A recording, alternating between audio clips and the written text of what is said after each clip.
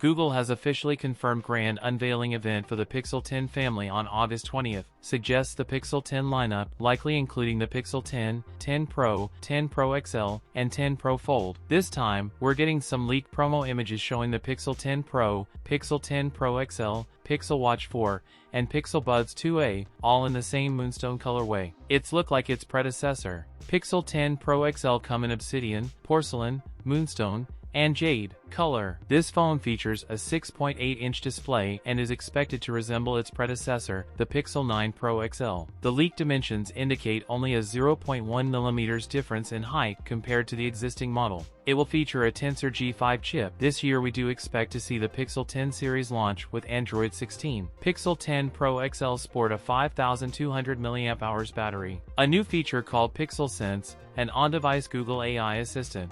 That's it for today's video. If you enjoyed it, don't forget to like, comment, and subscribe for more content. Thanks for watching, and I'll see you in the next one.